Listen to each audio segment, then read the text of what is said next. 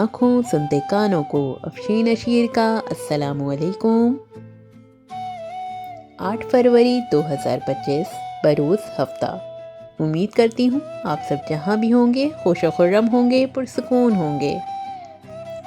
یادیں ماضی کے دریچوں سے جھانکتی روشنی کی کرنوں کی مانند ہوتی ہیں جو دل کے نہا خانوں میں بسی ہوتی ہیں۔ گزرا ہوا ہر لمحہ، ہر خوشبو، ہر آواز ایک کہانی سناتی ہے۔ کبھی خوشیوں کے رنگ بکھیرتی ہے تو کبھی آنکھوں میں نمی لے آتی ہے۔ بچپن کی معصومیت، جوانی کے خواب، بچھڑے رشتے، بیتے لمحے سب ایک خزانے کی طرح ذہن میں محفوظ رہتے ہیں۔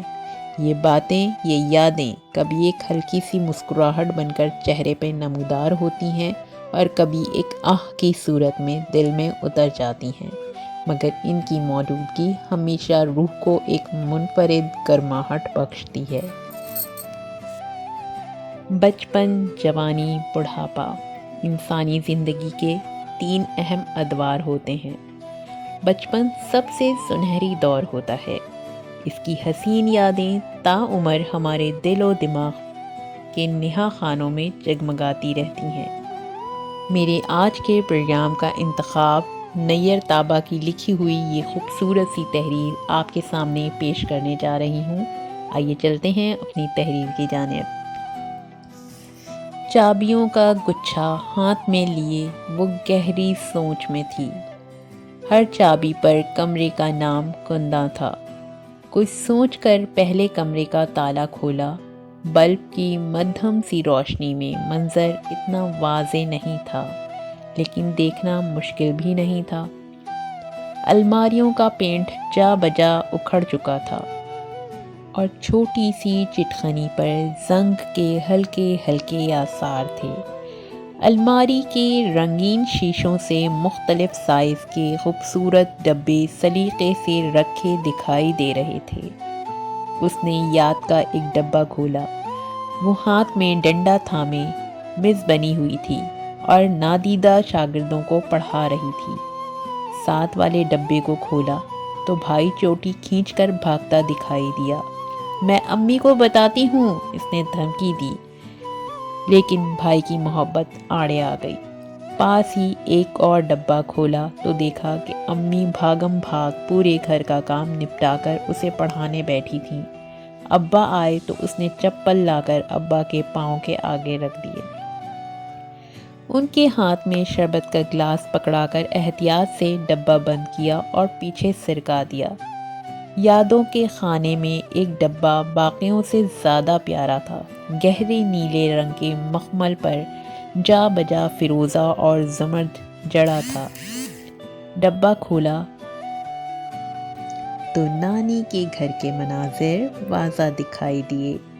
چھم چھم کھیلتی، پتوں سے چھوٹی کٹوریوں میں کھانا پکاتی۔ رات گئے کزنز کے ساتھ چپکے چپکے کچن کے فریج میں جھانکتی۔ نام چیز جگہ کھیلتی وہ نانی کے کمرے میں تھی۔ جاتے وقت نانی اماں نے ہر بار کی طرح پیسے پکڑائے۔ اس نے جھوٹا انکار کیا، لیکن نانی کے اصرار پر پیسے بیگ میں رکھ کر ڈبے کا ڈھکن نیچے کر دیا۔ صدیوں کا سفر لمحوں میں طے ہوا تھا۔ اسی سے متصل کمرے میں گئی تو الماریاں قدرے بہتر حالت میں تھیں۔ ایک الماری کھولی تو اوپری خانے میں کچھ قہقہے مسکرا رہے تھے۔ وہ بھی انہیں دیکھ کر مسکرا دی۔ ایک طرف کچھ نغمے دھیمے سروں میں گنگناتے دکھائی دیے۔ دور کہیں دسمبر کی بارش کا منظر تھا۔ لمبی روش پر سہیلی کا ہاتھ تھامے وہ بھیگ رہی تھی۔ نچلے خانے میں کچھ بے فکری کی نیندیں آڑی ترچھی لیٹی دن چڑھے تک سو رہی تھیں۔ اس نے جگانا مناسب نہیں سمجھا اور چپکے سے الماریاں بند کر دیں۔ اگلی چابی ہاتھ میں لیے وہ سوچنے لگی، کیا سبھی کمرے اتنے حسین سامان لیے ہوں گے؟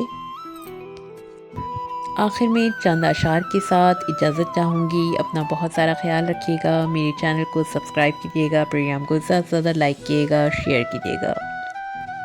جب یاد کا قصہ کھولوں تو کچھ لوگ بہت یاد آتے ہیں، میں گزرے پل کو سوچوں تو کچھ لوگ بہت یاد آتے ہیں۔ اب جانے کون سی نگری میں آباد ہیں جا کر مدت سے، میں رات گئے تک جاگوں تو کچھ لوگ بہت یاد آتے ہیں۔ کچھ باتیں پھولوں جیسی تھیں، کچھ لہجے خوشبو جیسے تھے، میں شہر چمن میں ٹہلوں تو کچھ لوگ بہت یاد آتے ہیں۔ وہ پل بھر کی ناراضگیاں اور مان بھی جانا پل بھر میں، اب خود سے جب بھی روٹھوں تو کچھ لوگ بہت یاد آتے ہیں۔ شب بخیر، اللہ حافظ۔